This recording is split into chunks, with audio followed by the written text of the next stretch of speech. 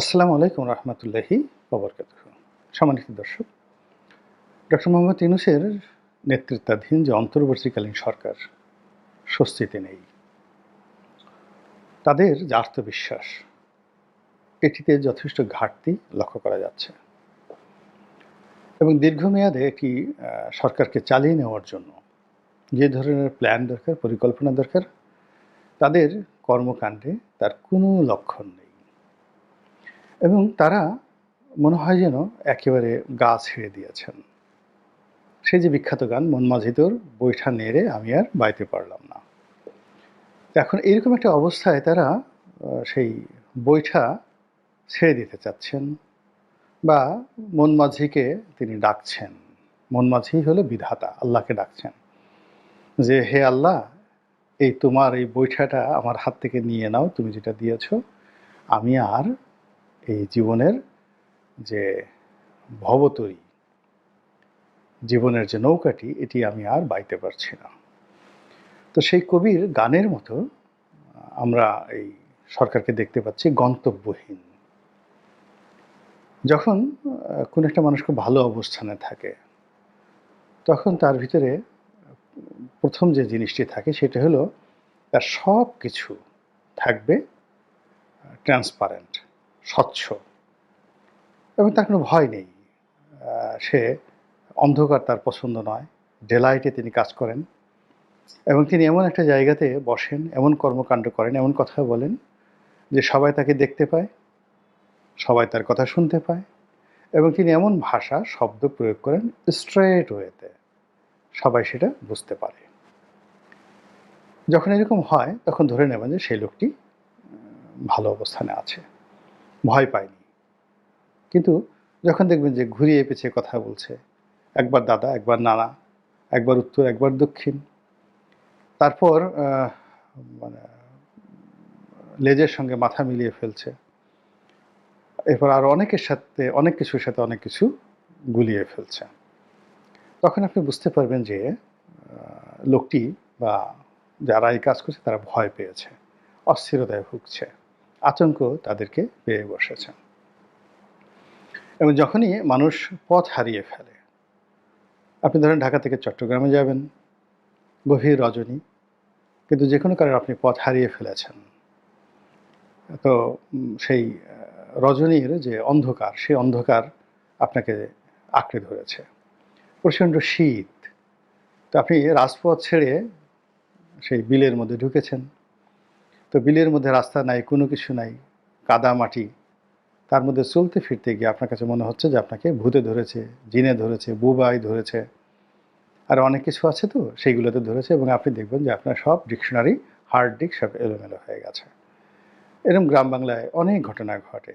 মানুষ সেই রাজপথ ছেড়ে সেই আমরা সেই বাপদাদাদের আমলে দেখেছি, তারা ওই বহু দূরের গঞ্জ থেকে ফেরার পথে হয়তো কোনো কৃষিক্ষেতের ভিতর দিয়ে ঢুকছে, এবং কৃষিক্ষেত মানে কি, 10 মাইল 12 মাইল পথ শুধুমাত্র কৃষি জমি। তো সে এলোমেলো হয়ে গেছে, গিয়ে যে গ্রামে আসবে তার পরিবর্তে ভিন্ন গ্রামে গিয়ে উপস্থিত হয়ে গেছে। তো এরকম মানুষ যখন পথ হারিয়ে ফেলে তখন তার জীবনে এরকম আতঙ্ক দেখা দেয়, এবং সে যখনই বুঝতে পারে যে আমি পথ হারিয়ে ফেলছি, এটা আপনারা যারা এই লিফটে আটকা পড়েন অল্প সময়ের মধ্যে, কেউ একবার গাড়িতে আটকা পড়েন, এই ঠিক 10 থেকে 12 সেকেন্ডের মধ্যে মানুষ জ্ঞান হারিয়ে ফেলে।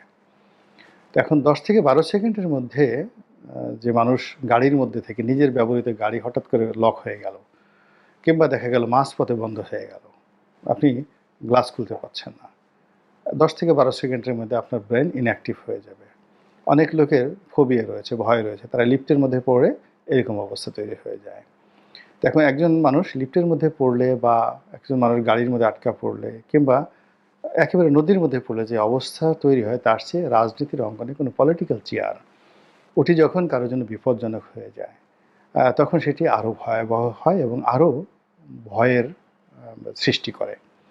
আপনি দেখেন, এই যে পতনের কয়েকদিন আগে শেখ হাসিনা কাঁদছেন, কথায় কথায় কাঁদছেন। আমি একটা ভিডিও করেছিলাম যে ঠিক জুলাই মাসের প্রথম দিকে, যে তিনি এত কাঁদছেন কেন, কথায় কথায় এত কাঁদছেন কেন। মানে মেট্রো রেল পুড়ে গেল, সেই মেট্রো রেল দেখতে গিয়ে শেখ হাসিনা যেভাবে হাউমাউ করে কাঁদলেন, ওটা তিনি মেট্রো রেলের জন্য কাঁদেননি, তিনি আসলে ভয় পেয়েছিলেন। তার অন্তরাত্মা বলছিল যে তোমার পতন খুব সন্নিকটে। এবং এটা এমনকি একটা মানুষ যখন মারা যায়, আজরাইল যখন তাকে চক্কর দিতে থাকে চারিদিকে, ওই মানুষটি কিন্তু বুঝতে পারে যে তার মৃত্যু সন্নিকটে। তখন সে দায় দেনা পরিশোধ করে, অনেকে ভালো হয়ে যায়, অনেকে আরও বেশি খারাপ হয়ে যায়, ছেলে মেয়েদের জিনিসপত্র ভাগ করে দেয়, এরকম আর কি। তো যার জন্য প্রকৃতি এবং নিয়তি মানুষকে পয়েন্টিভ করে তোলে। তো সেই দিক থেকে বর্তমান সরকার তারা কোনো ক্ষেত্রেই পয়েন্টিভ হতে পারছে না।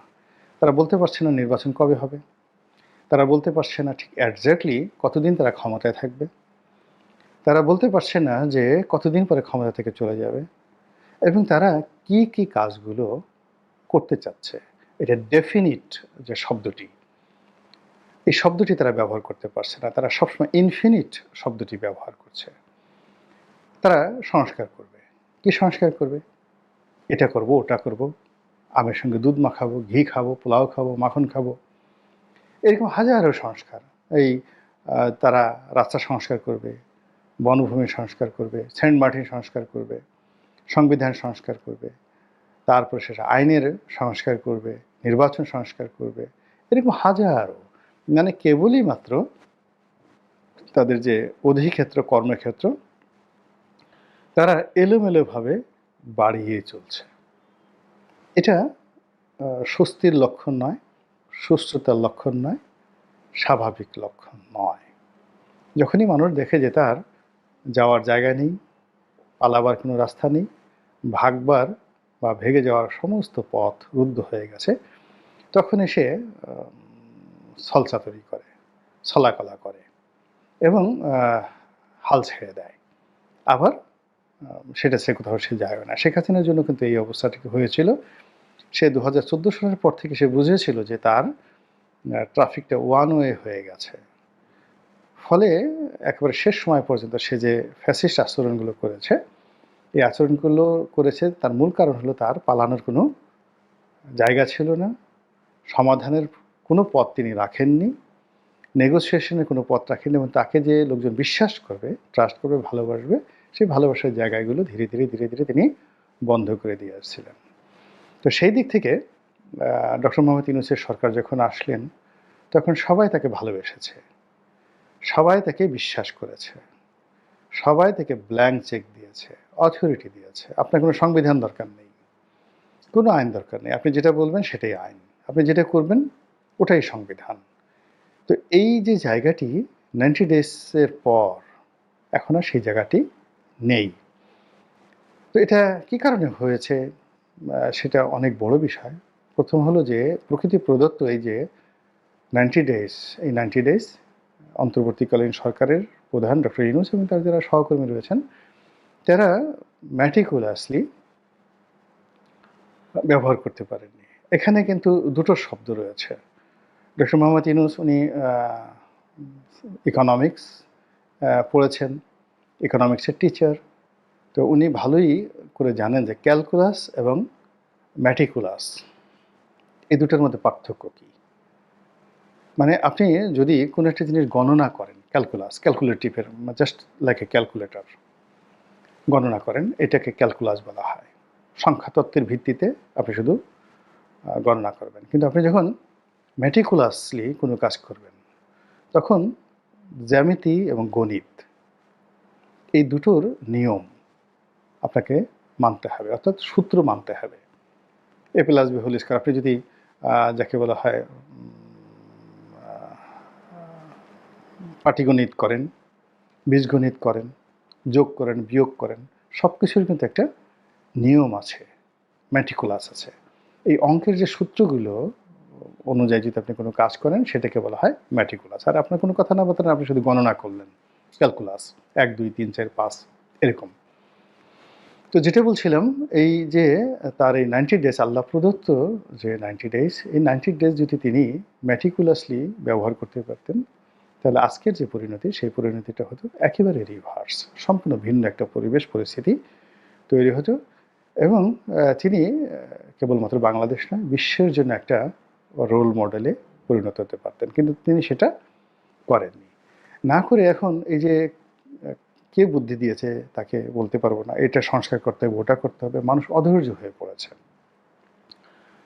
তারপরে যেটা হলো যে কতগুলো কাজ আছে অগ্রাধিকার ভিত্তিতে করা, সেই অগ্রাধিকার ভিত্তিতে করতে গিয়ে তিনি 1 থেকে 1.5 মাস সময় নষ্ট করেছেন কেবলমাত্র আইন শৃঙ্খলা রক্ষা করা এবং পুলিশ বাহিনীর মনোবল ফিরিয়ে আনা এবং তাদেরকে পূর্ণ মাত্রায় ডেপ্লয় করার ফলে কী হচ্ছে, এই পুরো আইন শৃঙ্খলাটা এমনভাবে ডেটোরিয়েট করেছে, পুলিশ এমনভাবে বিশৃঙ্খলা হয়ে পড়েছে যে এগুলোকে শৃঙ্খলাবদ্ধ করা এখন আর সম্ভব হচ্ছে না। আপনি চাল এবং ডাল আলাদা আলাদা থাকে, কিন্তু যখন একত্র করে ফেলেন তখন 1 কেজি চাল 1 কেজি ডাল এটাকে আলাদা করা খুব কঠিন হয়ে যায়।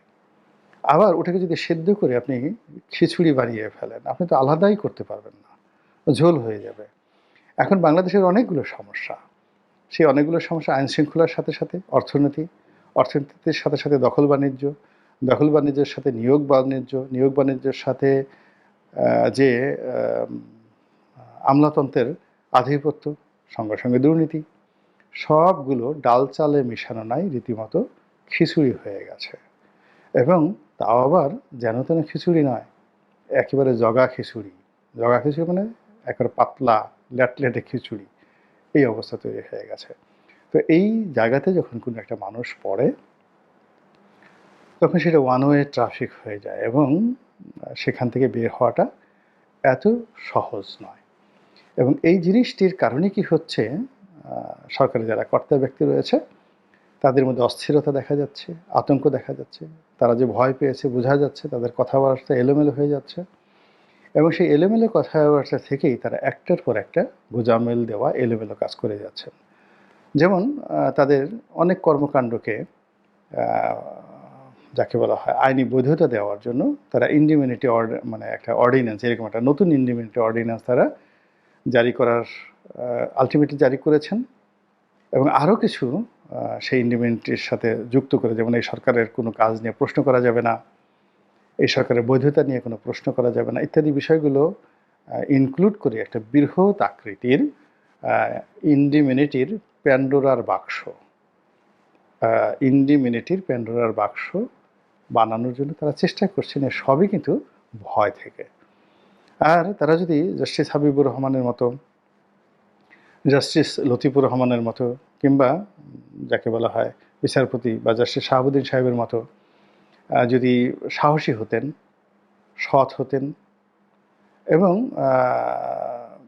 চিন্তা চেতনাকে একটা নির্দিষ্ট জায়গার মধ্যে সীমাবদ্ধ রাখতেন, তাহলে এই যে এখন যে ইন্ডিমিনিটি অর্ডিন্যান্স পাশ করা, আরও নতুন নতুন আইন অধ্যাদেশ পাশ করা এবং এই ছবি ভাঙো, ওই ছবি নামাও, এই মূর্তি ভাঙো, ওই মূর্তি নামাও, এই স্লোগান বন্ধ করো, ওই স্লোগান দাও, এটা করো, ওটা করে, হাজারো যে জটিলতা তৈরি হয়েছে, সেই জটিলতার মধ্যে তারা অবশ্যই পড়তেন না।